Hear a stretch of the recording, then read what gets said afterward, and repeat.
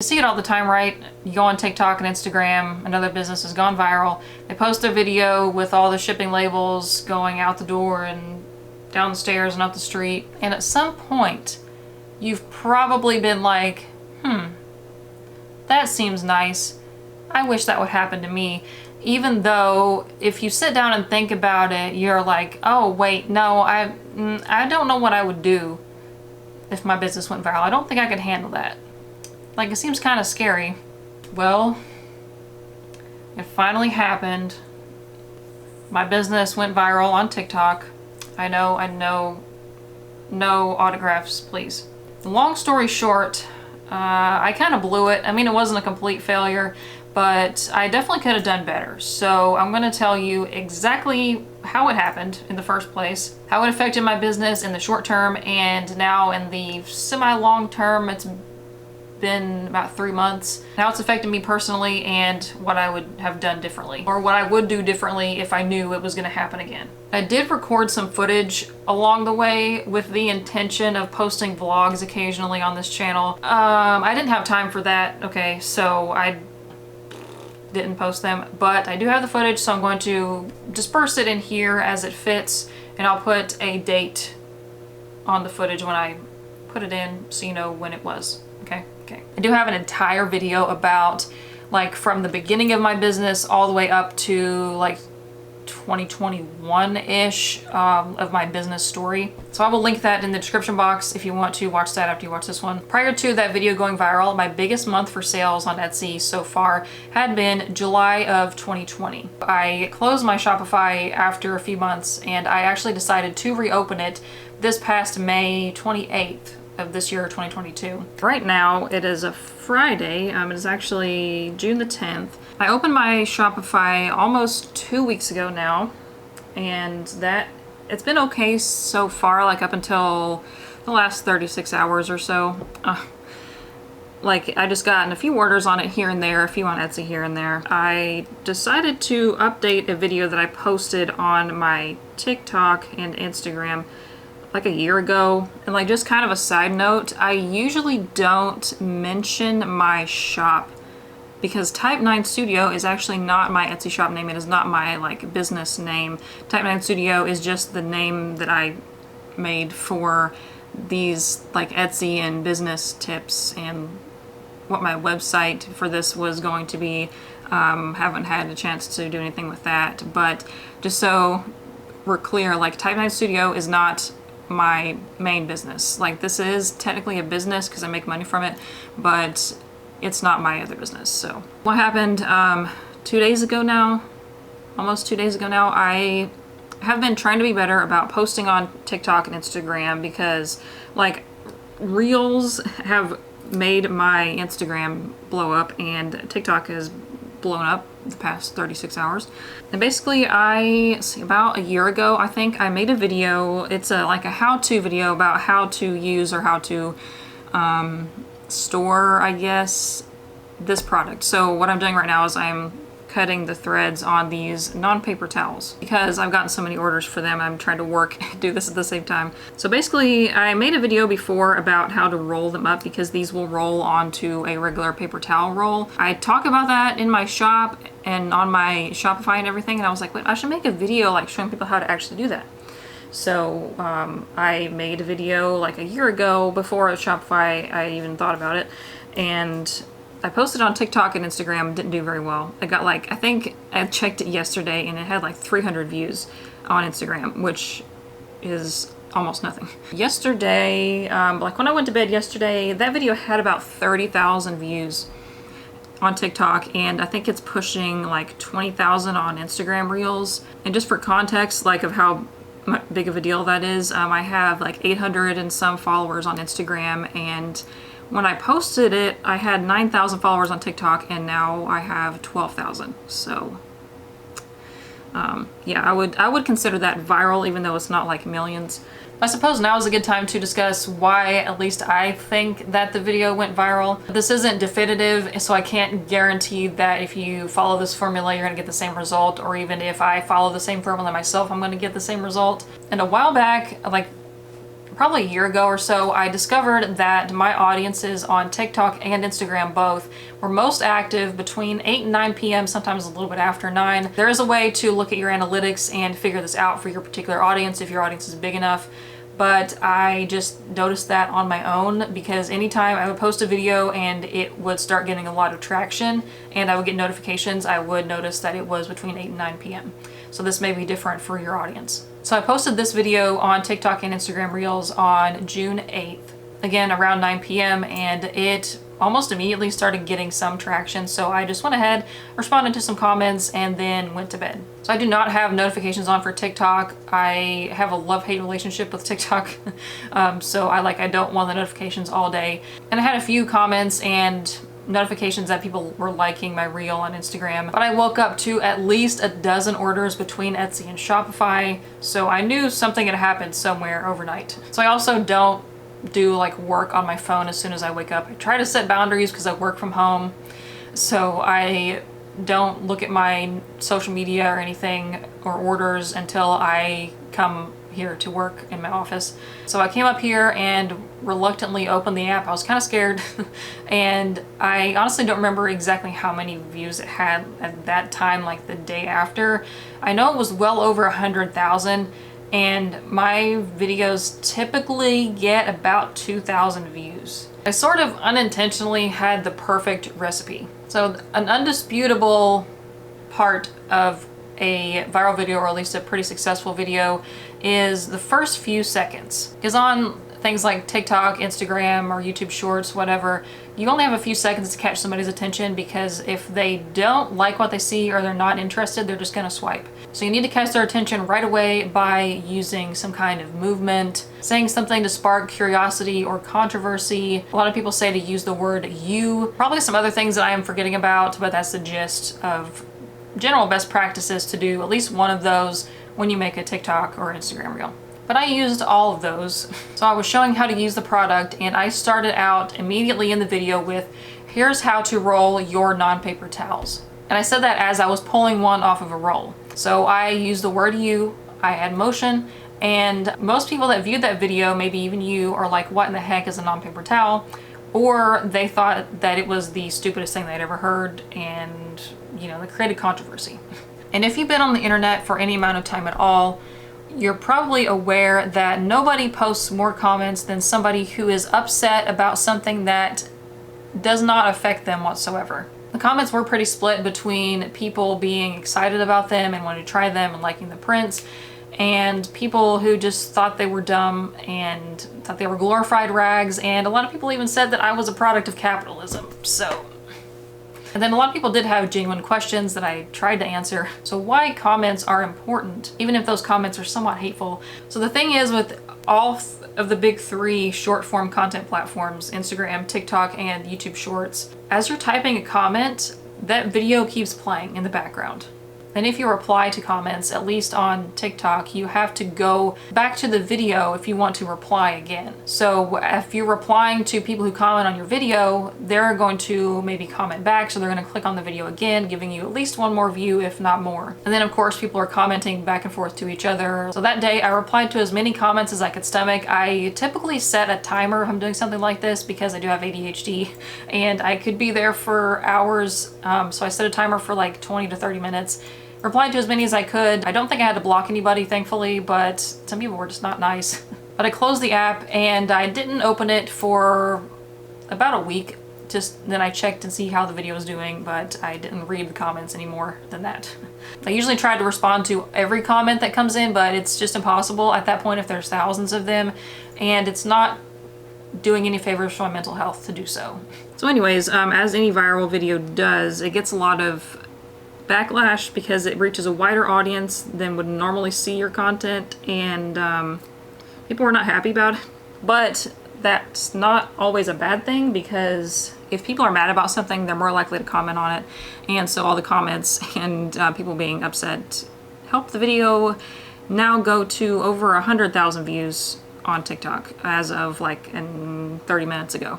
My message with that for you and for myself as well, like preaching to the choir, not everybody is going to be interested in your product. And like going viral is usually good, but it's not always going to have the outcome you expect. Like that's by far the most videos, the most views I've gotten on a video on TikTok or anywhere else, and also the most sales I've gotten from a video.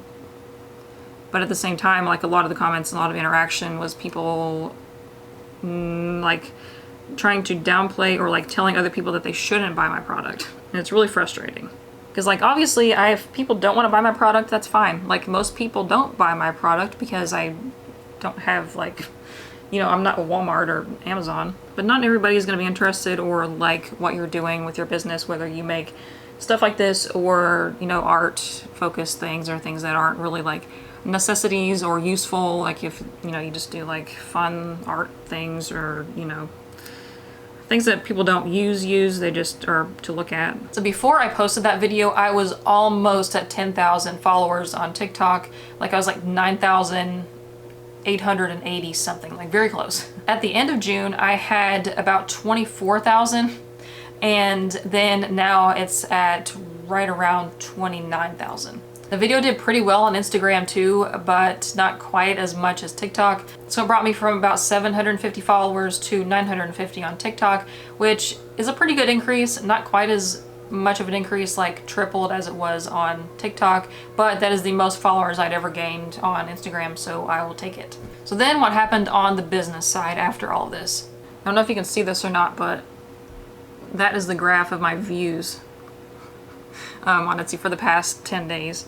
My conversion rate is actually down 25% compared to last year, but my revenue is up 143%. At about the same amount on Shopify and Etsy, but with less orders on Shopify because less fees, and people are generally, like the cart value is higher on Shopify somehow than on Etsy, and I have the free shipping over 35 in both places, so it's not a huge factor. So remember earlier I said my best month for sales so far had been July 2020.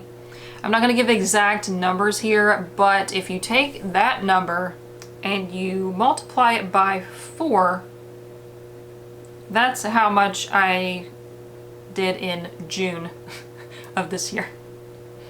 Like mostly over the course of a week, but just June as a whole, that number times 4. Again, I'm not going to give specific numbers, but it was 5 figures, okay? Yeah. I mean, that's awesome, of course, but I was not equipped to handle that. So this is what people don't talk about after their business goes viral. They talk about how great it was or like what happened afterwards, but it's impossible to predict what's going to happen. Like when a video goes viral or what you need to do to get ready in case it happens, because you can't just be ready with hundreds of thousands of dollars worth of product if you don't know that you're going to sell it, you know. So like everybody, not everybody, but a lot of people want to go viral. They want their business to be a success, all that stuff. And I, like in the position that I'm in with what I'm doing here on this channel, I'm aware of what happens when you go viral. So I was aware this was a thing, but I wasn't so convinced that it would ever happen to me, you know? Because I never made videos with the intention of them going viral. Because I knew that the hate comments and the massive orders, like although some people, if they have a viral video that doesn't get them a bunch of orders, but in my case it did. I'm glad it resulted in some sales though, and I see it a lot that this happens and then you get a bunch of orders that you maybe can't fill because of some issue, like if your equipment breaks down. Knock on wood, I'm looking at investing into new machines like that are actually industrial, that are meant to handle this kind of volume. Or they like totally just invest all of that money into like something that would grow their business, like maybe a new warehouse or something crazy like that, and then the business can't sustain that. So I'm trying not to jump ahead and do anything drastic like that because I'm not sure how long this is going to last. So I will say one of the things that I did right was keeping that in mind throughout this whole process while I was making decisions. So from that point, like when it first went viral, for about a month, I would say, I had a lot of problems. Like I've only really solved them within the last few weeks. So that's why I have time now to sit down and record this video. And it's not for lack of trying. It took that long to get caught up on orders and get things restocked and figure out new systems and get new things in place. So I'll talk about all that. The first issue that I ran into was keeping up with production. So I make all of my products in-house. Literally, this is my house. I make them in my house. Up until this past January, when we moved into this house, I did not have room for a lot of product and things that I do now. So for a long time, my business was just in one bedroom with my bedroom, like my bedroom and my sewing machine and like a shelf. So I didn't move here with a lot of stock beforehand, and I was mostly making things to order. It's not that difficult if you only have a handful, like maybe 1 or 2 orders a day. But, you know, when that increases to like 50, not quite so easy. Before the video went viral and all that, I was working on like building up stock, just, you know, in preparation, mainly for some in-person events that I was going to do, because, you know, you need stock made for those. And I was also looking into upgrading my sewing machine, my serger, because mine was not quite made to do the things that I was making it do. But it was well out of my budget to buy an industrial serger, and I was going to settle for slightly less expensive, upgraded, like higher-end home-based machine like you could buy to use at your house. So a big part of that issue was the machine. Because it was not made for this type of use, it was getting hot. I've never had a sewing machine get hot. I was keeping it oiled, maintaining it, cleaning it, and everything like I'm supposed to, so don't come at me. But I would have to sew for like 1 or 2 hours and let it cool down for a little bit. It never caused any specific problems, but I just didn't think that was good to let it get that hot, just in case, you know. But after only a few weeks of that video going viral, I had enough money to buy an industrial serger, which is this thing, this whole thing. Yes, this costs more than my car is currently worth, in case you were wondering. My car is really old though, so it's not that big of a flex, I guess. But I bought this thing online, sight unseen, from a semi-local company in Atlanta. I was actually going to go pick it up, but the guy was like, that's not going to fit in your car. So I had to pay to have it shipped. It was like $300 just to ship it because I had to ship it like assembled. So yeah, that was, but I wasn't even able to go up and look at it or anything. I just had to hope that it was going to work and that I could figure out how to use it. It had a pretty big learning curve. It's fairly similar to my home machine, like as far as the mechanics of it, but it took a while to get used to, and I ended up having to keep using my home one just until I got the hang of it and the product was decent enough for me to want to sell. So then, as all that was happening, crap just started hitting the fan. I ended up with consistently like over 100 open orders for a while. Like I would ship some out and they just kept coming. So I was focused on that and getting them out in a timely manner. And my stock just was going fast. So I ran out of mailers, packing slips, shipping labels, literally every single print of fabric that I had that was remotely popular, and thread. So you don't have to be a professional sewer to know that you can't sew without thread. And of course, I had just switched, I was so proud of this, I had just switched to the special thread, this purple thread that you see back here. It is made out of a special material called cellulose, and you can't just go and buy this stuff at Joann or Hobby Lobby or Michael's or whatever.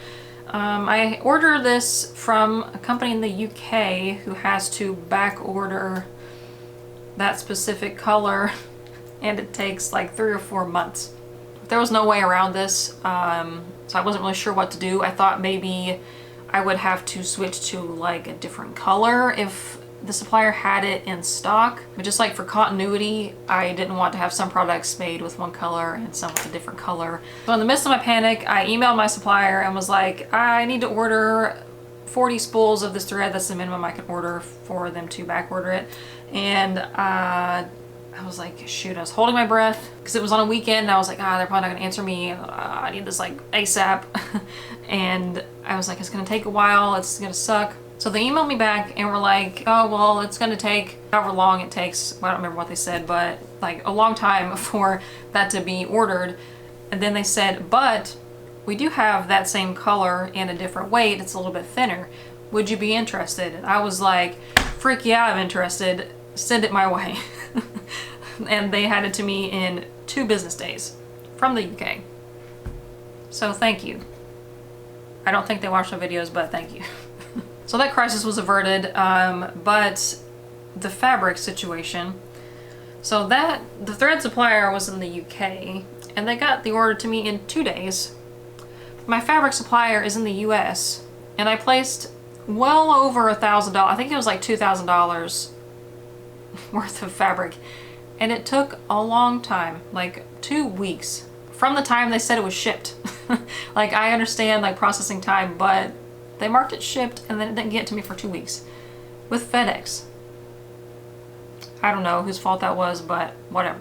So by the time that fabric came, I wasn't making very many sales because I didn't have much fabric left of like the popular prints or the one that I advertised in the video. So I went ahead and placed a second order for fabric, hoping that it would be here, you know, by the time that I finished making the stuff with the first order.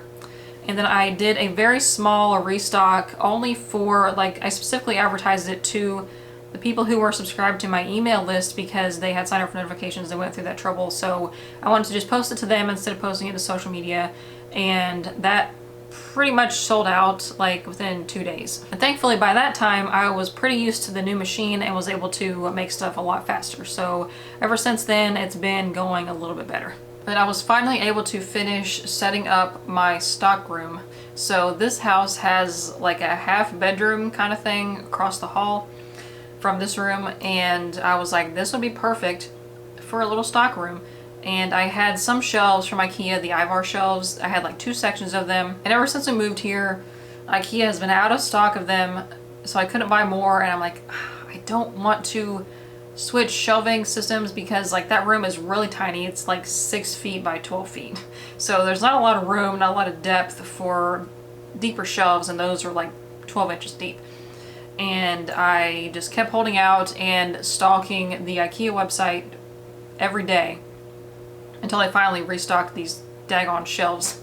And we went up and got them, and I finally got them put up, and I have room now to keep things on hand that I sell, so I don't have to hurry up and make them to order like I did before. So during June specifically, I honestly can't remember like July and August what the split was, but for June the sales were, like, as far as dollar amount, pretty 50-50 split between Etsy and Shopify. And I had both linked in my link tree that was in my TikTok bio and my Instagram bio.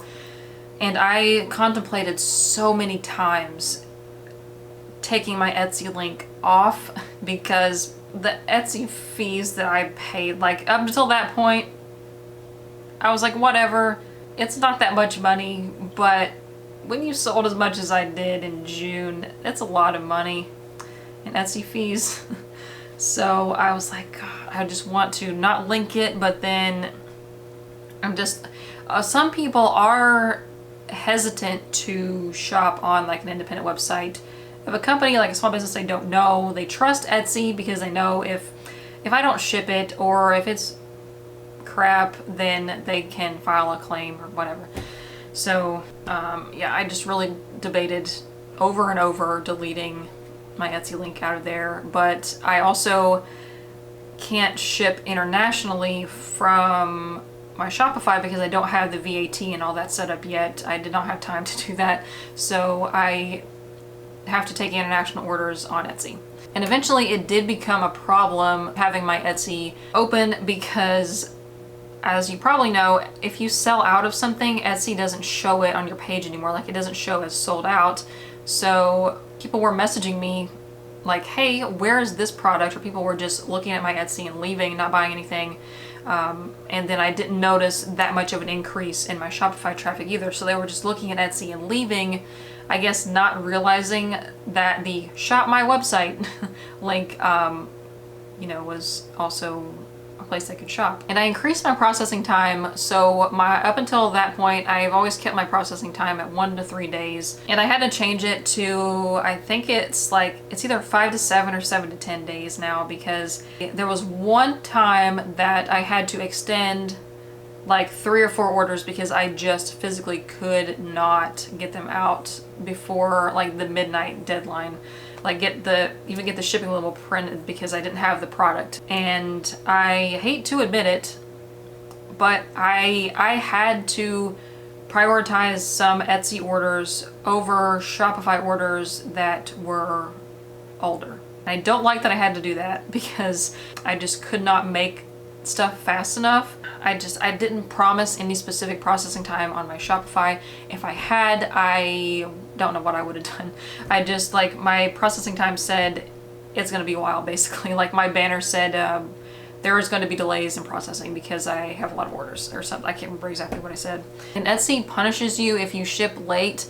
Like, you can mark orders as, like, you can change the estimated ship by date once, but not twice. And if you ship late, you could lose star seller status, and people could, leave bad reviews because you're shipping late. They could also nerf your shop, like, so I did not want that to happen among everything else. Like, that was the last thing that I wanted to happen. So I sadly had to prioritize those orders. But I busted my butt to try and not have to do that as much as possible. I did not want to extend my processing time on Etsy either. I bet you're probably like, why didn't you just extend it more? The thing is, Etsy, people who buy on Etsy are something else. Like, I don't understand this. When you're looking at an item that you want to buy on Etsy, it tells you exactly, like, the seller is going to ship between this and this date, and you will expect your order between this and this date. And then it shows you that, like, when you click on the order to view it in your account, and also in the confirmation email that you get. But even though it is not that date yet that it's supposed to ship, people will still message you like, hey, when are you going to ship this? This says when you ordered it, the day that it was going to ship, and when you're going to receive it. like it's not anymore, like, I cannot make it any more clear.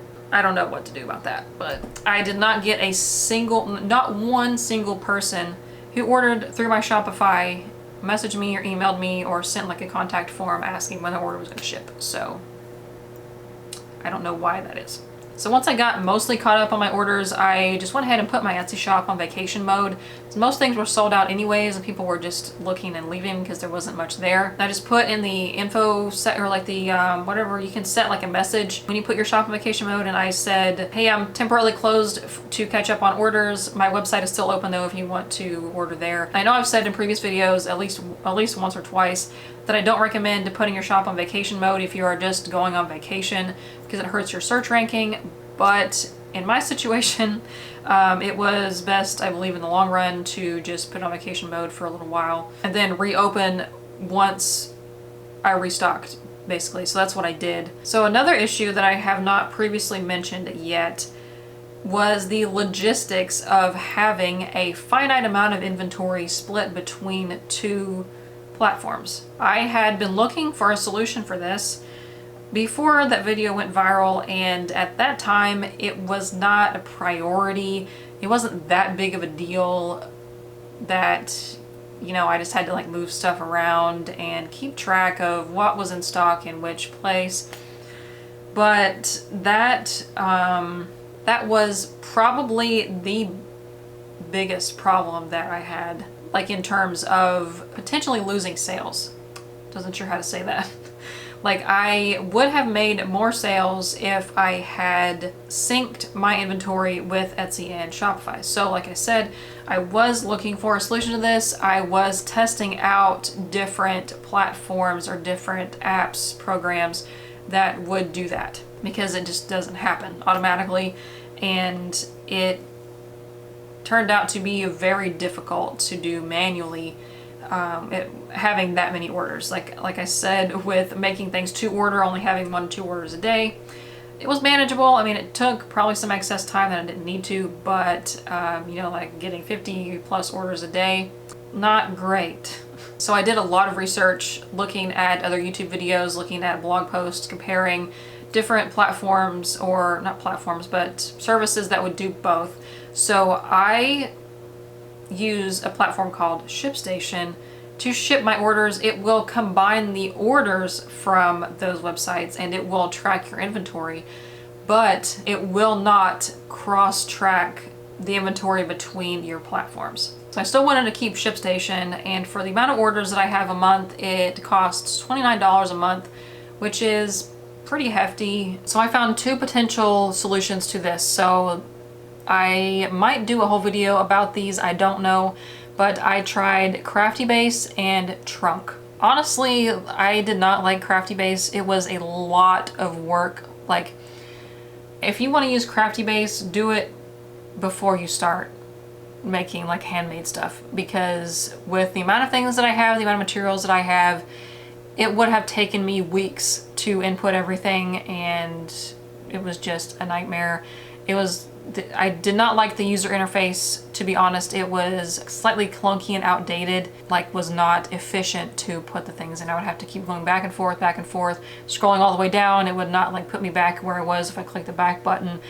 So I did not proceed past the free trial of Crafty Base, and I instead tried Trunk, which does not have as many features as Crafty Base, but it does exactly what I needed to do, which was just to put in how many I had of something and sync it to my Etsy and Shopify. So if I sold something in one place, it was subtracted from the other, so I didn't have to like divide it myself. Like if I have 10 of something, put 5 here and 5 there, and hopefully I don't have to move them back and forth. It syncs immediately. Like all you have to do is just have the same SKU number on Etsy and Shopify, and it will sync the counts for you. Amazing. And you can also bundle things. So I think that's like there's two different plans. You have like the basic and the pro. I got the pro plan where you can make bundles. So this was a big problem as well. Like I didn't know how many bundled things to list. For example, I have a scrunchie bundle with 5 different solid colors, and I also have the solid colors available individually. I didn't know how many bundles to list. I didn't know how many individual ones to list because I didn't want to sell more than I actually had, but I didn't want to list less than I actually had in case they sold. You know, I didn't want to undersell either. So you can set it up in Trunk to basically like, say like the bundle listing has 1 SKU, and then you could put like this product includes this, and this other SKU. So like each color of the scrunchies, quantity of 1 for the bundle. And then when you sell the bundle, it subtracts the individual ones from your inventory in Trunk and Etsy and Shopify and other platforms if you use them. It does cost more than ShipStation, at least for me, with the amount of orders that I have, because the price is dependent upon how many orders you have per month. So honestly, worth it. Like worth every penny, because it has saved me so much time and stress and aggravation. And if you are in the same situation, you have an Etsy and Shopify or whatever other platforms that Trunk can sync with, I'm not sure what they all are, I would highly recommend it if you want to avoid the problem that I had and underselling significantly, or overselling, which is almost worse. I will add my referral link to the description box if you want to try Trunk. That is what made my restock go very smoothly. So I reopened my Etsy and restocked Shopify and everything all at the same time, because I believe on mobile you can sign up for email notifications when a shop comes back from vacation. So I was worried that if I reopened and all these people got this email, they would come back and see that I didn't have anything new in stock. So I just kept it on vacation mode until I could restock everything. And then ended up working out very well. Trunk synced it immediately. So kind of finishing up the part about how it affected my business. Almost too soon to tell, well, it pretty much is too soon to tell, like long term, how it's affecting the business. I will say that July and August were not nearly as good as June, but that's kind of to be expected because the video kind of died down and I was not able to sustain that momentum and that amount of sales. I honestly don't know what I would have done if that amount of sales continued. Like, I really don't know, because it's just me. But like I mentioned toward the beginning of the video, I'm glad that I did not just go all in and like hire people and, you know, rent a office or whatever, because the last 2 months I wouldn't have been able to sustain it. But all in all, I do have a lot more social media followers, a lot more email subscribers. I think I multiplied my email subscribers by like 10. I did learn some pretty valuable lessons with the business. So I'll go into what I would have done differently in just a little bit. And I was able to get a new machine, which is going to be pretty invaluable. This is going to last a long time. They are built to be used like 8+ hours a day for years and years and years.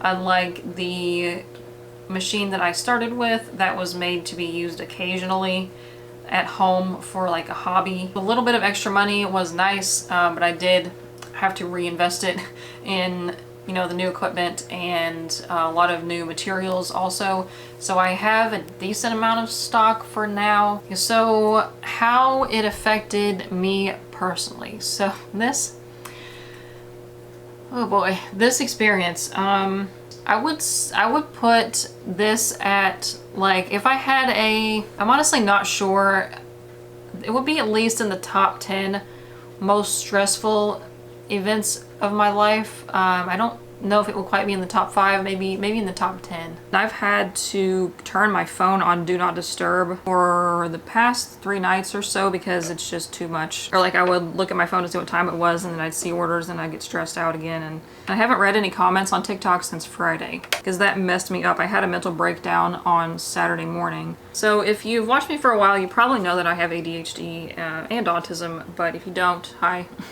And a common trait of both of those is something called rejection sensitivity, or RSD, rejection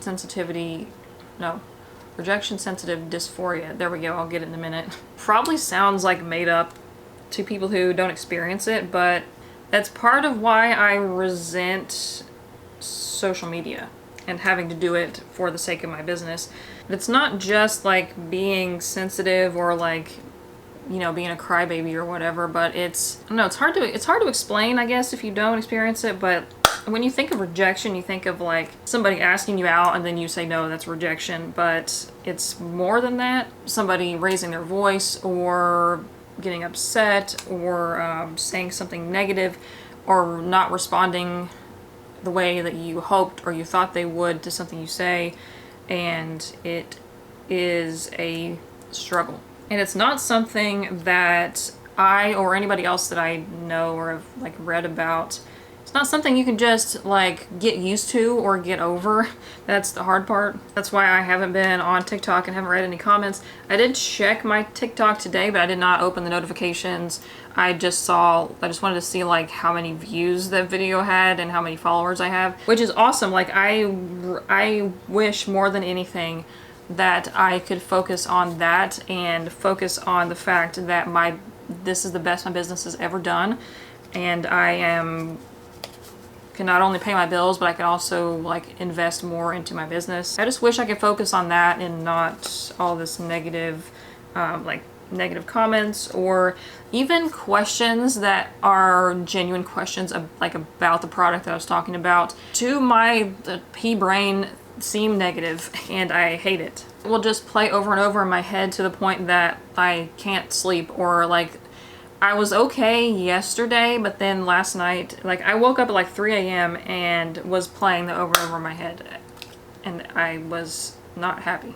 For every person that was like, there were some genuinely hateful comments, and like people even stitched the video and said like mean and hateful things, and I just don't understand why. Like I didn't say anything controversial. I didn't express any political views. I did not express any religious views. I just showed people how to roll these pieces of fabric onto a tube so you can use them easier, but then apparently that's bad. Just so confused, and I'm trying to shrug it off. Talking about it helps a little bit, but people will be mad about anything. And I talked about it on Instagram, like my stories, about how I was feeling and everything, and then I got so many kind and like thoughtful, supportive comments like, you can do this, or hey, I have ADHD too, I know how it feels, but you got this, you can do it. And I screenshotted those so I can look at them. So now I'm trying to set boundaries and like not work past a certain time most days, so that I can do things like around the house, you know, do the dishes every now and then, maybe vacuum, you know, stuff like that that I didn't really get to do when I relied on my husband to do a lot around the house. So what I would do differently if somehow I knew this was going to happen again. So first things first, I would have definitely figured out my inventory system better. I had it in a spreadsheet, and I still use this spreadsheet just to kind of keep a backup in case something happens.